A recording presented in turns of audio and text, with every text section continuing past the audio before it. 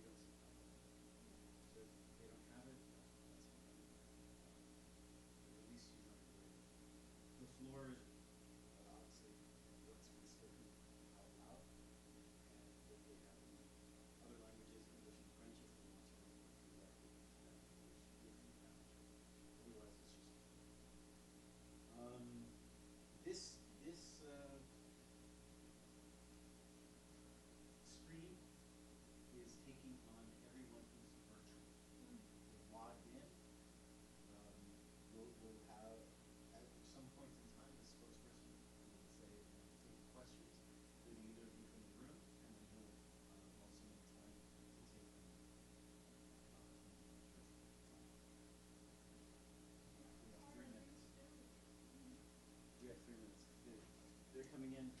Stephane said that we're starting at 12:05, so let's just do the green room one more time. This is where we hold our guests.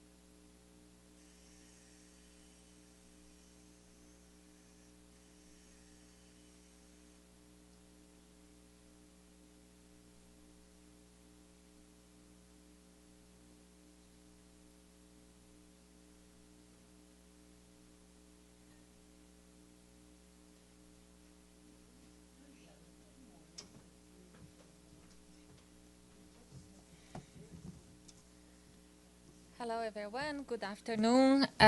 We are very pleased to be joined today by Shannon O'Hara, the head of the strategy and coordination for OCHA in Afghanistan. She's on the screen. She's going to appear very soon. She's in Jalalabad, and she will brief you on the humanitarian response to the recent earthquakes in the country. Hi, Shannon. Can you hear us? You can go ahead, please. Hi, colleagues. It seems to be frozen. Can you hear us, Shannon?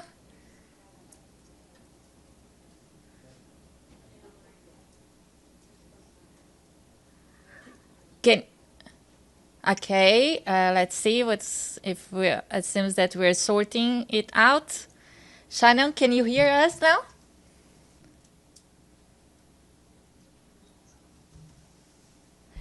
Can you? Okay. Seems that we have just to wait a few seconds. They're just restarting the screen. Sorry about that. Afghanistan and the US. Okay, I think we have you now. You can please go ahead. Thanks so much for joining us here today. Thank you. Thank you. Good afternoon, everyone. I'm speaking to you from Jalalabad in eastern Afghanistan, where it's been 1 week since the 6.0 magnitude earthquake struck this region, followed by a series of aftershocks over the past days, ranging from 5.2 to 5.6 in magnitude. I've been here on the ground for the last 5 days, visiting the most impacted areas and engaging with affected communities, including a trip to the earthquake's epicenter on a UN interagency road mission on Friday. We traveled to the WFP hub that's being established in Mazar-e-Dara and Nurgal district of Kunar province to provide key response enablers for scaling up, including an unhoused helicopter to ensure humanitarians and supplies can reach these areas. These areas are some of the most remote rural areas of the country. Even before the earthquake, these villages were difficult to reach. Now, with the earthquake, it takes extraordinary effort to get there. Our trip from Jalalabad of roughly 100 kilometers or 60 miles required more than 6.5 hours. The only road in and out is a narrow single-lane track carved into the mountainside. During our mission, the road was blocked by large rocks from landslides and many vehicles trying to get up and down the valley, including large trucks overloaded with humanitarian assistance rushing to get to the most affected areas. As we drove towards the epicenter, we saw families walking in the opposite direction, displaced, carrying what little they could. Many were still wearing the same clothes from the night of the earthquake. Mothers and fathers were carrying their children, some with fresh bandages covering their injuries. The devastation only got worse as we got closer. Entire villages had been destroyed.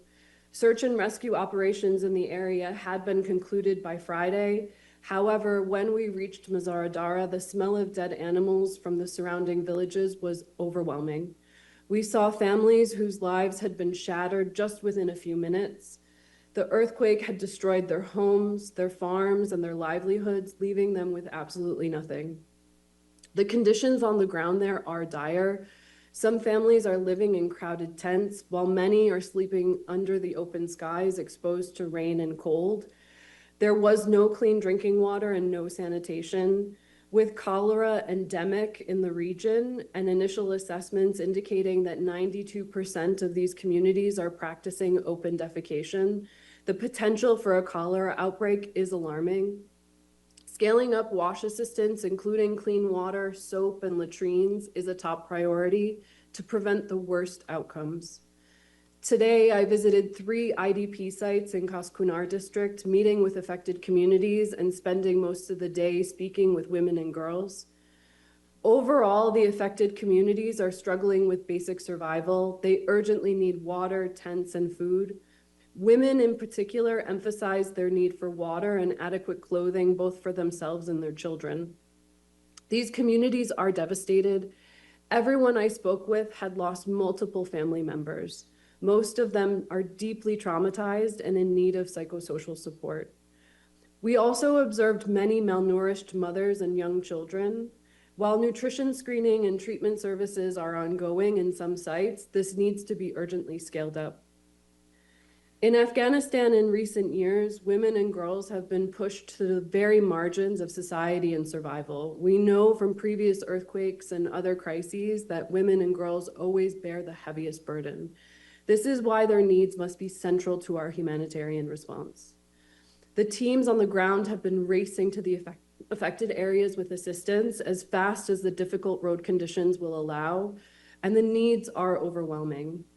OCHA is on the ground closely working with all humanitarian partners and engaging with communities to ensure that assistance reaches the most vulnerable, including women and girls. But time is running out.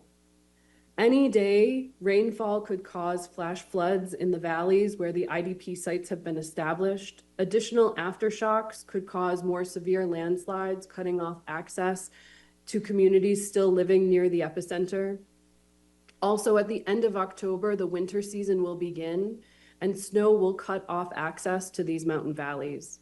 If we don't act now, these communities may not survive the coming winter. Additional funding is urgently needed. Without immediate support, the weeks ahead risk compounding this tragedy with preventable disease outbreaks, further displacement, and additional loss of life. While additional international support is coming in, flexibility and speed are critical.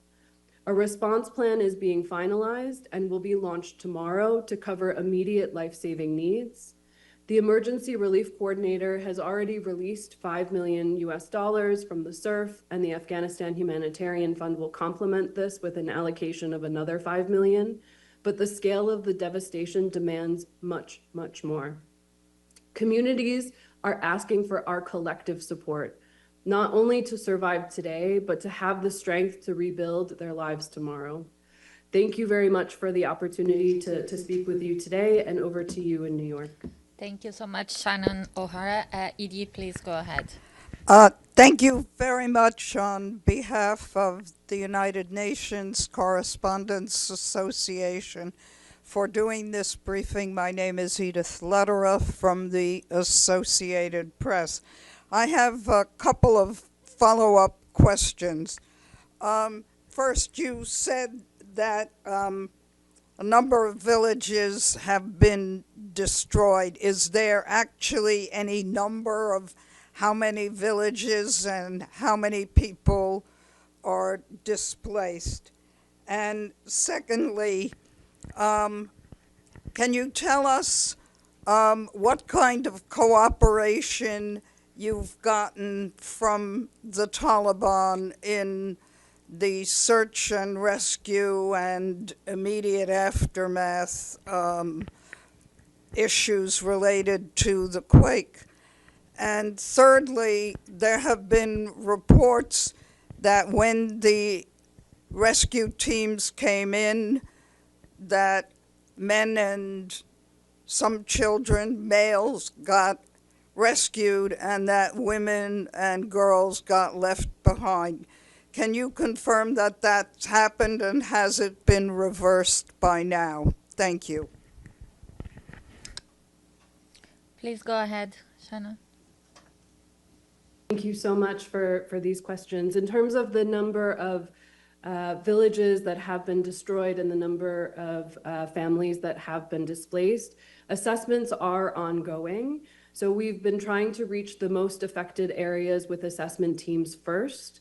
That being said, out of the 411 villages that have been affected by the earthquake, we've only been able to assess 49 at this point.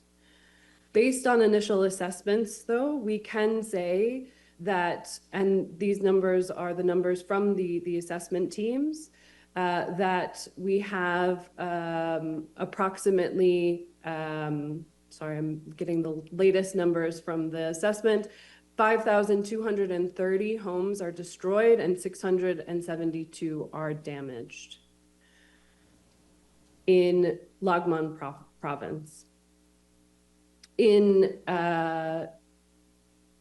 yes, overall, sorry about that. In terms of cooperation with the authorities, humanitarian coordination and partners report an enabling environment that's provided by the de facto authorities without major obstruction of humanitarian operations. The DFA, or the de facto authorities, have mostly led on search and rescue operations and road clearing with heavy machinery. And today, ANDMA, the Afghanistan National Disaster Management Authority, announced an end to its search and rescue operations. In terms of the reports of issues with the search and rescue operations, the women that I've spoken to in my 5 days here have not reported any incidents to me that they were aware of. So I cannot confirm or deny these reports. Thank you. Just a quick follow-up. You said that 49 villages out of 411 have been assessed. Is the fact that so many have not been assessed a result of the difficulties in getting to them, or are there some other issues? No, the issue is really the road conditions and the rural and remote locations.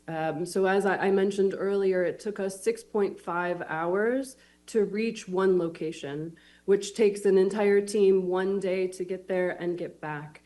So it's really hindering how fast we can assess these areas. And we're trying to increase the number of teams and do so as quickly as possible. Thanks, Marianne. Please go. Hi, thank you so much for this briefing and the latest updates. This is Mariam Ramadi with Afghanistan International. What is being done for vulnerable groups such as women, children, and disabled who are right now affected in the areas that you described? And also the second question, I know you're facing budget issues and you're asking the member states to give more money to the places that are needed. But how can OCHA reassure these member states that these money will go to the people who are affected and the Taliban are not going to use the aid? Because that happened before, and some states are worried that this money will not, at least all of it will go to the people who are most affected after the earthquake. Thank you.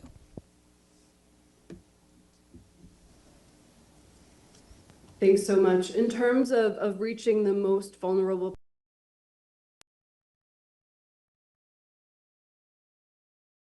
these families and understanding who are the most vulnerable households, and they prioritize female-headed households, households with members that have a disability, and others that are in urgent need of assistance. So in terms of also, we're ensuring that women are represented in health teams, and more women aid workers are supporting distributions along with nutrition, psychosocial, and other counseling services to increase the number of women that are participating in the humanitarian response. However, due to these remote areas and difficult journeys, including journeys by foot, so often teams will have to drive 6 hours and then walk 2 to 3 hours by foot. Fewer women were joining in the initial response efforts, but partners are increasing the number of women staff sent to these affected areas. Thanks. Thank you. Also, my second question, please. Can you repeat your second? Sorry. Go ahead. Yeah, I was asking, how can you ensure that the member states who are sending more money to OCHA or to UN offices in Afghanistan, how can you ensure them that this money will go directly to people who are mostly affected? Also, part of your, another follow-up regarding your response to my first question, today the Taliban didn't even let the UN employees, women employees, to enter UNIMA office in Kabul. In these rural areas, the rules and restrictions are even worse. You said women are mostly, you're trying to get women to distribute the aid and help people. I'm sure there are more restricted areas in terms of women being helped or women helping other people. How are you dealing with that? In terms of your second question, so the funding that's provided is provided to humanitarian partners, and it goes to the UN and to those partners. It's channeled to them and not to the DFA, to the de facto authorities. In terms of access to women, I've been in the field now for the last 5 days, and I have yet to hear from women that they're not being reached with assistance.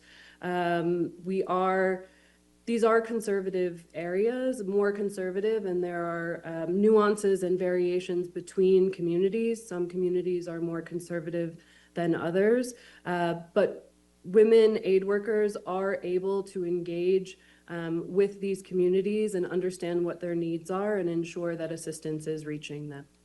Thank you. Thanks. Pen, and after. Thank you, Shannon. And you've sort of answered the question, but if I can double down a little on both Edie and Mariam's question, there were reports from the ground that because of the Taliban rules of unrelated men and women weren't being pulled out of the rubble, women weren't being helped. Your answer in many ways is that women are being sent to the front lines to resolve this. What is the workaround that OCHA is doing to make sure women may not be reporting it to you, but it's happening at the rescue sites? What is OCHA doing to be able to resolve that, and how many women are being sent as aid workers? Thanks. You'll have to forgive me because the connection was bad. I did not hear the first part of your question. If you could repeat it. It's a similar one to Edie and Mariam, which was follow up on what is OCHA able to do to work around the restrictions of the Taliban on unrelated men and women, and we've seen reports from the ground about women not being pulled out of the rubble because of this. How do you solve it? How many women are being sent in the aid capacity? Thank you.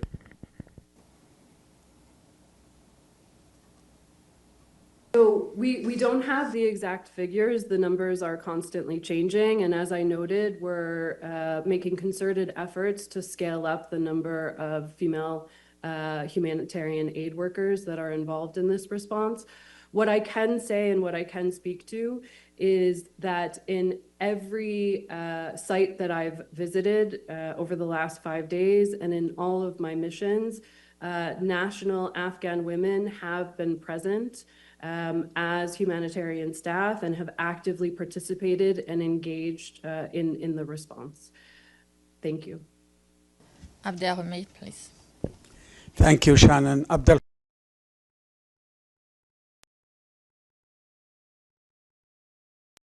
Rescue teams arriving from the neighboring countries like Pakistan, China, maybe Russia, or any other country. And the second, have you noticed any kind of volunteers coming from the Afghani people to help rescue the victims? Thank you. Thank you. We are not aware of any rescue teams that were sent in from other countries. We are aware of bilateral humanitarian assistance that's been sent from multiple locations, including neighboring countries, to help support these efforts. And yes, to confirm, Afghan local charities are leading on some of this response. They're providing hot meals in IDP sites. They're helping displaced families in local communities, and they're helping to support their neighbors that have been displaced. Yes. Thanks. I'm just going to move online. If the car, you have a question? Thank you. My question has been just asked by Abdul Hamid. Thank you very much. Thank you so much. Do we have any further questions in the room? No? So I just want to thanks again our guest, Shannon O'Hara. She's the head of strategy and coordination for OCHA in Afghanistan. She was briefing us from Jalalabad. Thank you so much for bringing the updates and for your time today. Thanks. And Stephane is going to brief you shortly. Okay, you're welcome. Thanks so much, Shannon.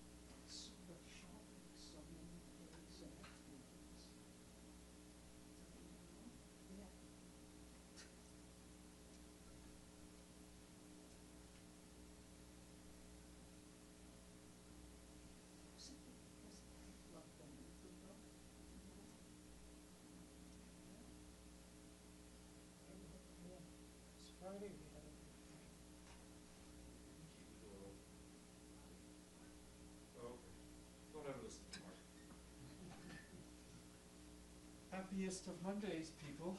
Happy Monday. Tomorrow's going to be a busy day. I'm warning you. All right, so a couple programming notes for tomorrow.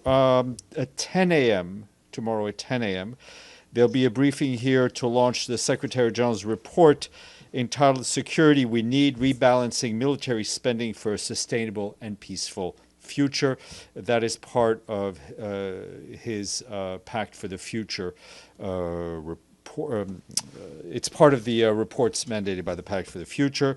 The Secretary General will be here to launch the report. He will deliver remarks. He will not take questions. He will be joined by Izumi Nakamitsu, Under Secretary General and High Representative for Disarmament Affairs, as well as Hao Liang-shu, the Acting Administrator for UNDP. They will be delighted to take your questions. Before you ask, we expect the Secretary General to hold his annual pre-GA press conference next week, likely Tuesday at noon, but we'll confirm that. Going back to tomorrow at noon, the incoming President of the General Assembly, Annalena Baerbock, will speak to you at the GA stakeout after her swearing in. I will be back here at the podium after she's done and after you've had all time to meander. 12 tomorrow, and then after she's done and you've meandered back here, we'll have the press briefing. I also wanted to, I've been getting a lot of questions over the weekend, and because of the high volume of misinformation regarding whether a vote had taken place in the General Assembly to move the high-level session of the General Assembly out of New York. And I just want to be clear that there was no such vote in the General Assembly, and I'm not aware of any preparations being made to move the General Assembly high-level session out of New York. Senior personnel appointment. I'm delighted to announce that the Secretary General is appointing Miroslav Jenča of Slovakia as his new special representative for Colombia and head of the UN verification mission. He succeeds, as you know, Carlos Ruiz Massieu of Mexico, who is now in Haiti, leading our mission in Haiti, and to whom the Secretary General is grateful for his dedicated service to the UN in Colombia. Mr. Yencha brings more than 35 years of experience in diplomacy, mediation, leadership, and oversight of UN peace operations, as well as close knowledge of the Colombian peace process and its regional and international implications. As you know, he is currently the Assistant Secretary General for Europe, Central Asia, and the Americas in our Department of Political and Peace Building Affairs, and we congratulate our friend Miroslav on this new appointment and wish him well. Turning to Ukraine, and I have a statement for you. The Secretary General strongly condemns the attacks by the Russian Federation on September 7th, which killed and injured several people, including children. The attack struck a government building in central Kyiv and damaged residential and other civilian infrastructure in the capital and other regions of Ukraine. The targeting of government institutions represents a further escalation in this conflict. Attacks against civilians and civilian infrastructure violate international humanitarian law. They are unacceptable and they must end immediately. The Secretary General reiterates his call for a full, immediate, and unconditional ceasefire as a first step towards a just, comprehensive, and sustainable peace in Ukraine, one that fully upholds Ukraine's sovereignty, its independence, and territorial integrity in line with the UN Charter, international law, and relevant United Nations resolutions. Just a bit more details from our OCHA colleagues in Ukraine. They said in the capital, Kyiv, one of the victims was an aid worker from a national NGO and a partner of the Ukraine Humanitarian Fund, and as well as her 2-month-old child.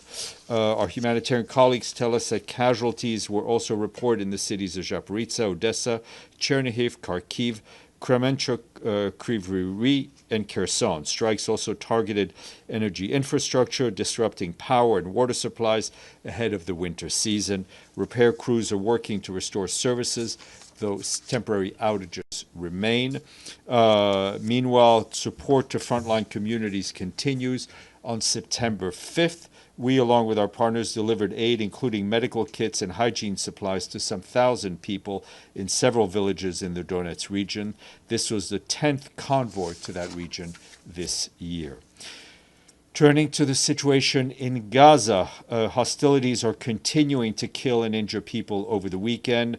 In just the past 24 hours, the Ministry of Health in Gaza reported 67 deaths and 320 injuries. This brings the total toll of people killed since the end of the ceasefire in mid-March to almost 12,000. That's what the local health ministry is telling us. We, of course, continue to condemn the killings of civilians. Amid the ongoing offensive in Gaza, the Israeli military has issued more orders over the past days of people to leave specific buildings in areas within Gaza City, warning of imminent attacks. Meanwhile, over the past 2 days, at least one partner organization has been hit in Gaza City, killing several people, including at least one aid worker and one child. Our colleagues reminds us that over 80% of Gaza is either under displacement orders or within militarized areas designated by Israel. With the Israeli military instructing people to move from parts of Gaza City southward, OCHA warns that people are in dire need of food, they're in dire need of water, and they're, of course, in dire need of shelter items. Meanwhile, humanitarians were able to support the entry of a limited number of tents in the past week. Much more is needed to support more than hundreds of thousands of people in all parts of the Gaza Strip, north and south alike, as many are repeatedly displaced. You will have seen that over the weekend, our Undersecretary General for Humanitarian Affairs, Tom Fletcher, issued a statement demanding urgent action to halt the spread of famine and suffering in Gaza, warning that there is a narrow window until the end of September to prevent famine from expanding to Deir al-Balah and Khan Yunis, and that this window is closing fast. Since the confirmation of famine in Gaza Governorate, the Ministry of Health reports that more than 100 people, a quarter of them children, have died from starvation and malnutrition across the Gaza Strip. Meanwhile, in most areas, the Israeli authorities continue to require any movement of humanitarian personnel to be coordinated with them in advance. Yesterday, 11 out of 24 missions requiring coordination were facilitated. That included the collection of fuel from Karim Shalom crossing and the transfer of fuel supplies to the north. 3 missions were denied. Another 4 missions had to be canceled by the organizers. Although the remaining 6 missions were impeded, humanitarians were nevertheless able to distribute water to the north, collect food cargo from Karim Shalom, Karim Abu Salam, a crossing, as well as Zikim. The World Health Organization, for its part, has received more than 570 wheelchairs to distribute to hospitals and partners across the Gaza Strip. Those include 260 wheelchairs specifically designed for children. And earlier today, you saw that we issued a statement in which the Secretary General strongly condemned the terror attack on a bus in Jerusalem, in which at least 6 people were killed and many others injured. He conveys his heartfelt condolences to the families of the victims and wishes a full and speedy recovery to those who were wounded. Turning to Haiti, Tom Fletcher again, our emergency relief coordinator, has arrived in the capital, Port-au-Prince. Mr. Fletcher will meet communities, frontline responders, partners, as well as Haitian authorities. In a social media post, he warned that needs are soaring at a time where funding is at historic lows, stressing that we must try to protect lives and restore hope. You may recall that Haiti's humanitarian appeal has received less than 12% of the needed $908 million to respond to the great needs and just to plainly save lives. This is in a country where almost 6 million people, half of the country's population, are in vital need of aid this year. A similar number of people are facing high levels of food insecurity, while more than 8,400 Haitians are already enduring famine-like conditions. Over 1.3 million people are internally displaced in Haiti, the highest number ever recorded in that country, and that is due to violence and insecurity. Many of those who fled their homes are now living in extremely dire conditions. Turning to the African continent and the Democratic Republic of the Congo, where Jean-Pierre Lacroix, our head of peace operations, just concluded a visit to the country. Between the 3rd of September and yesterday, he visited Kinshasa, but also went to the east, to Bunia, Fataki, and Beni. In Kinshasa, Mr. Lacroix met with President Felix Tshisekedi, with the Prime Minister, members of the government, and opposition leaders, conveying the continued commitment to supporting the peace and stability in the DRC from the United Nations. Mr. Lacroix emphasized that hundreds of thousands of Congolese people, including displaced persons, rely on UN peacekeeping mission for daily protection, particularly in the areas of Fataki and Beni in North Kivu, where joint operations with the Congolese armed forces are continuing against local armed groups.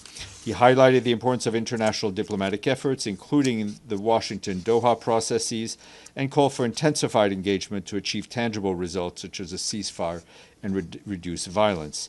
Mr. Lacroix reiterated our readiness to support the implementation of Security Council Resolution 2773. Also cautioned about the severe financial challenges confronting UN peacekeeping, urging member states to contribute the necessary resources to enable peacekeeping mission in the DRC and elsewhere to fulfill their mandates.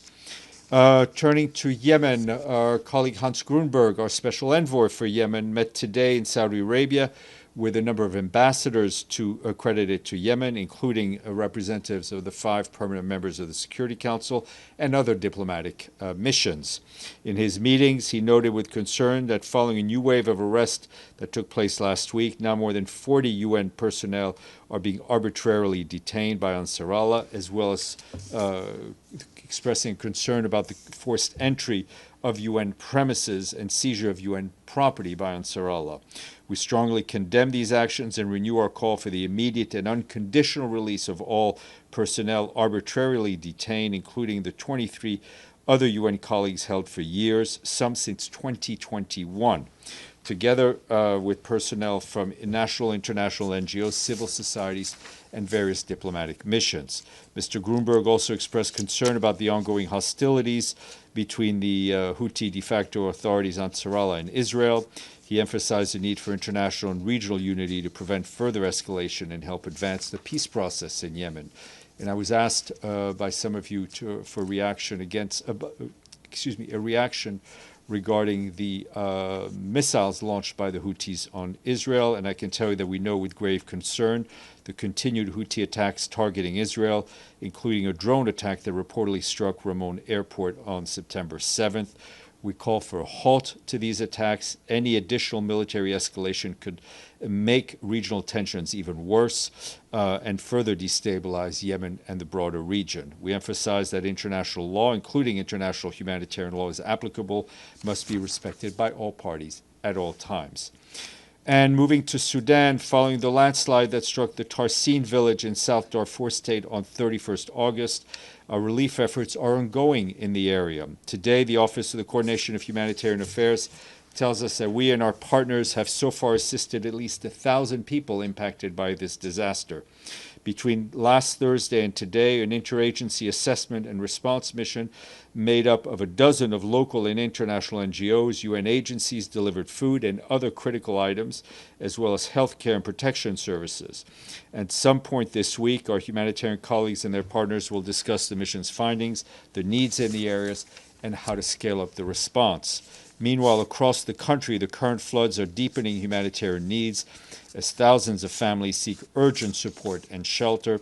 Over the weekend, flooding in Wadi Shahir village in the southeastern state of Gedaref displaced some 2,500 people and destroyed 500 houses. That's what the IOM is telling us. They tell us also that hundreds of others were displaced by flooding last week in parts of Red Sea State, which is obviously in the eastern part of the country, as well as South Darfur in the west.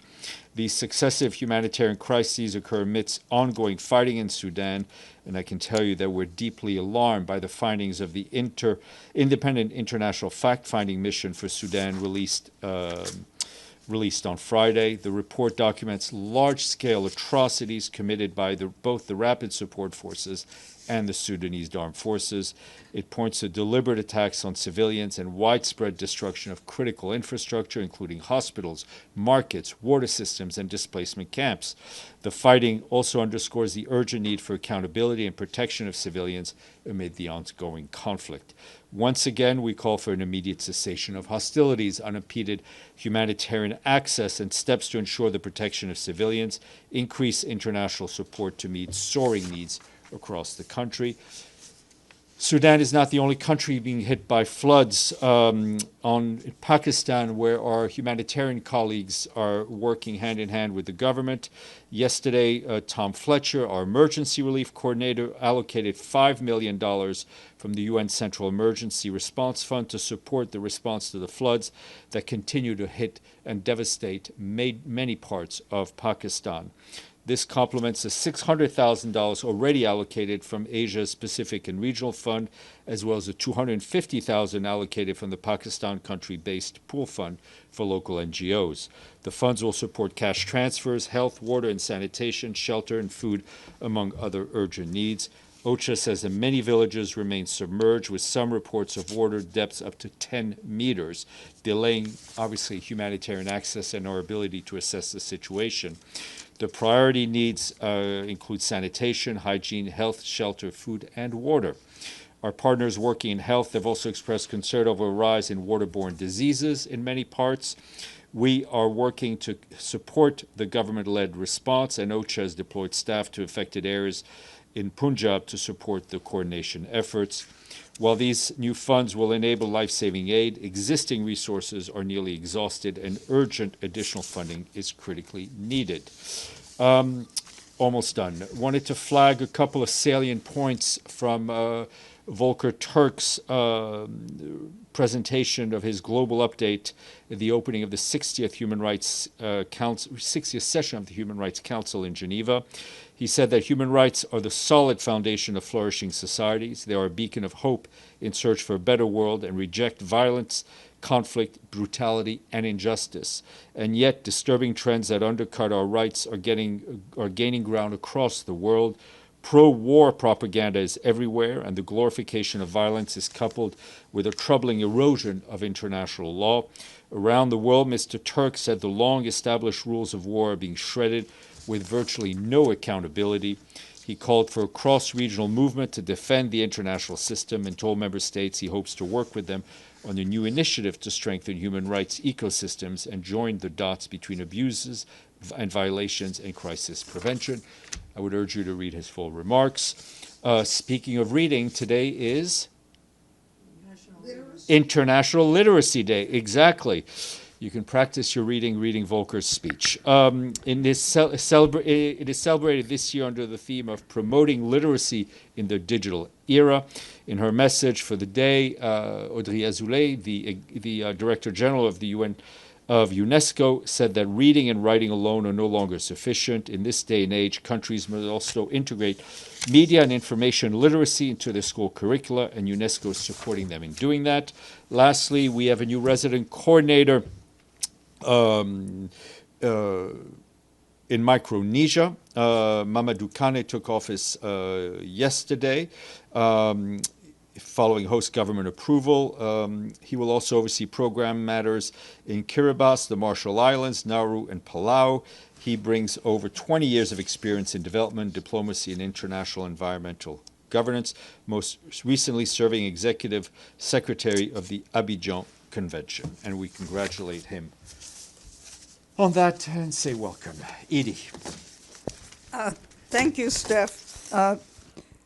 Two questions. First, on the number of UN personnel being held by the Houthis, it looks like there were still 19 of the latest arrests, and does that mean that the international staffer has still not been released as you hoped? That is very much correct, unfortunately. Secondly, the Israeli military has toppled 4 towers in Gaza City in the last 4 days. Does the Secretary General have any comment on that destruction of buildings? Well, I mean, as I said, we've highlighted the continuing fighting, the continuing destruction in Gaza City, and it is going, I guess, in the direction that is opposite to the one we want to see, and which is a ceasefire, which is humanitarian aid going in, which is hostages being released, and a return to what we had at minimum during the ceasefire. Pam.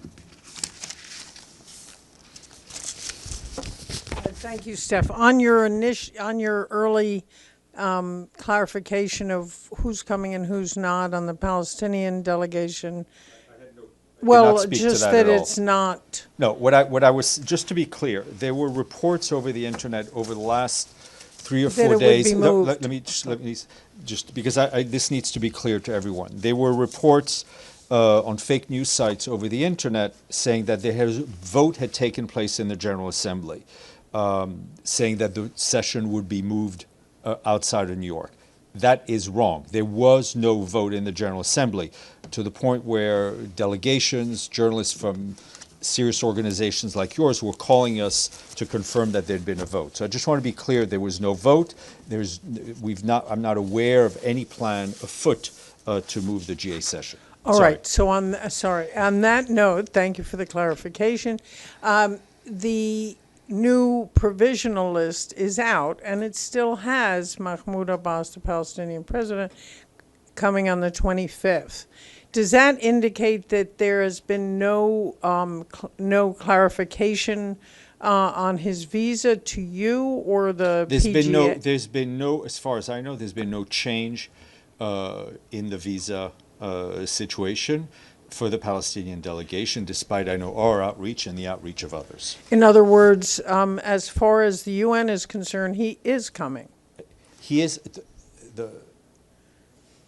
listed on the speakers list. Okay. Okay. Okay.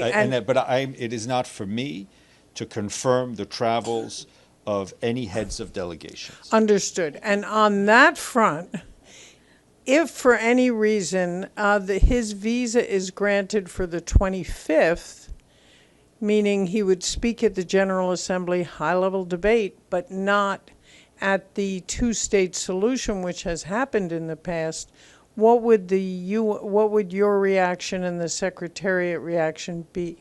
Well, I'm not going to speculate what our reactions will be. I can tell you that right now, as far as we know, there's no change in the position of the host country, which means there's no change in the fact they've said they would not give him and his delegation a visa. I think we were very clear on expressing our concern about that decision, which we feel goes against the host country treaty. So I'm not going to speculate what may or may not happen. What we would like is for any diplomat, delegations, journalists, people who have business in front of the UN to be granted access to the territory of the United States so they can enter the UN premises as outlined in the host country. Thank you. Thing. Thank you. Abdelhamid and then Ms. Salome. Thank you, Steph. I have a few questions. First, I want to correct the number Edie presented in her question. I'm quoting Benjamin Netanyahu. He said, we have destroyed 50 terrorist towers in the last 2 days, and this is just the beginning. I tell the people of Gaza, listen to me carefully. We warned you, leave.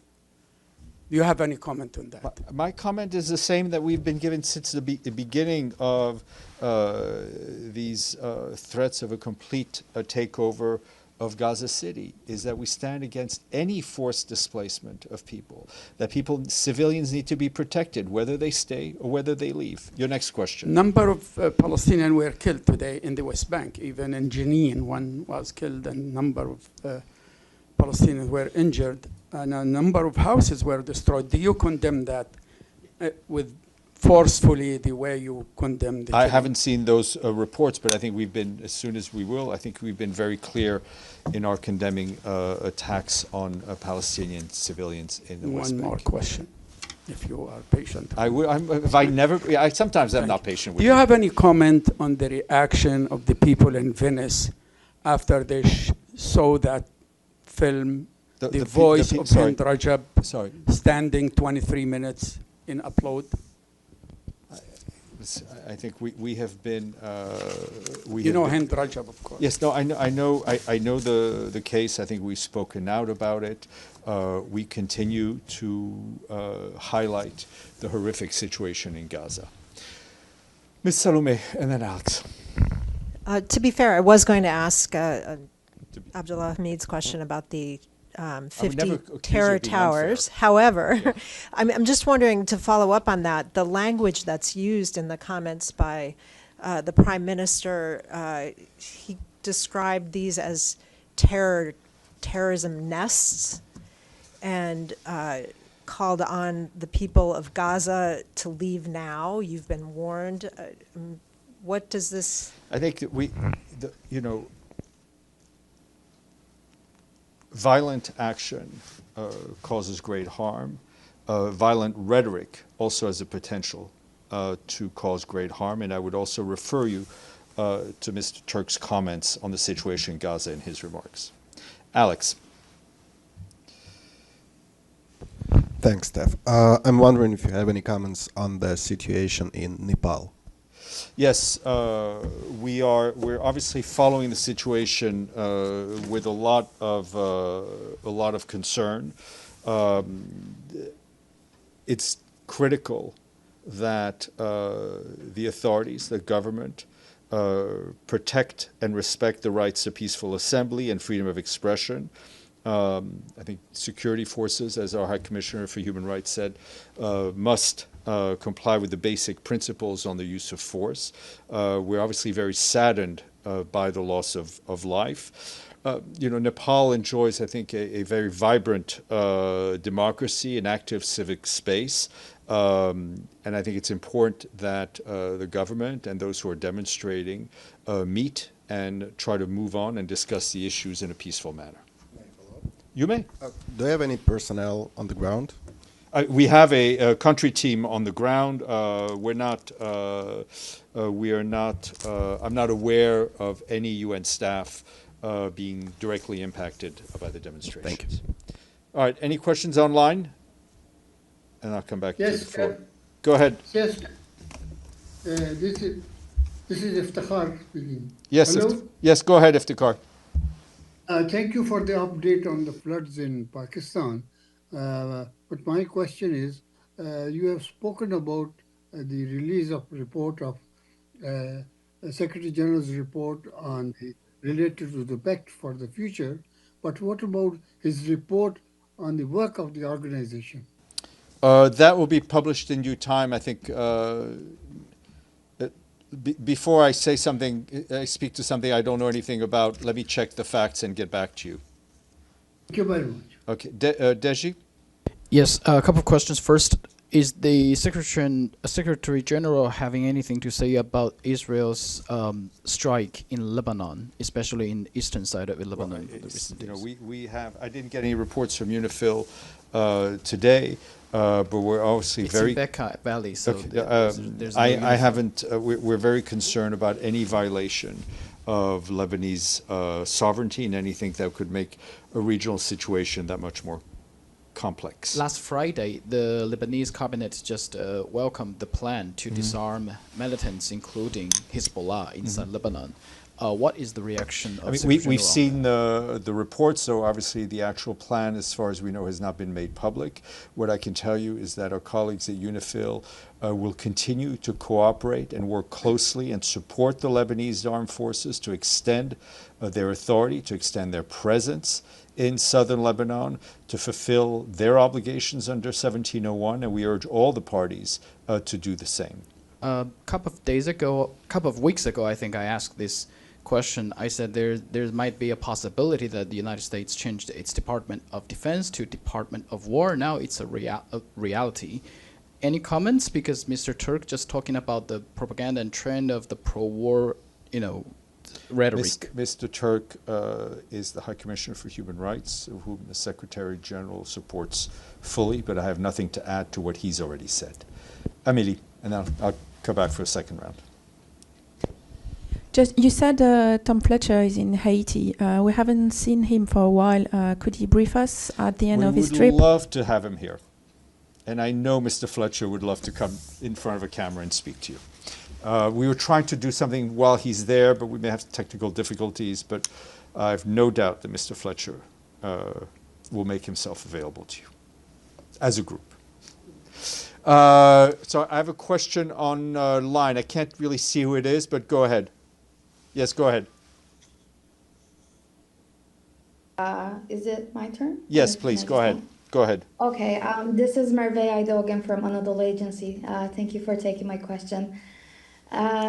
So on Friday, Israel introduced an amendment to change the reference to observer states on a draft resolution regarding the International Day on the Victims of Genocide, which was rejected by majority of countries.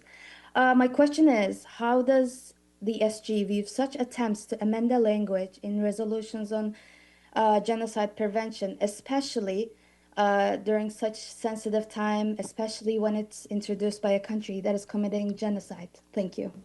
Look, the Secretary, without commenting on what you're implying in the question, I can tell you that the Secretary General and his High Commissioner for Human Rights and his Special Representative on the Prevention of Genocide are all very concerned about the various situations around the world. And I think every member state of this organization has a duty and responsibility to do whatever it can to prevent genocide. Abdelhamid. Thank you. Can you confirm there is about 400, 500 UN staff in Geneva who signed a letter withdrawing their support of the Secretary General and in protest to the UN 80? No. I mean, I'm not questioning. I just haven't seen any such letter. Try to forward it to you. All right. Yeah. One more. Yes, please go ahead. The Trump administration is adding more sanctions on the ICC, make it even more difficult for anyone to do work in that independent organization. Do you have any comment? I think we've spoken extensively about the issues of unilateral sanctions against the ICC, while obviously the International Criminal Court is very much is a separate institution to the Secretariat. For the Secretary General, the ICC is an important, very important component of international law, of various mechanisms for accountability. It should be supported. Its work should be supported and not hindered. Okay, thank you all. It's only Monday.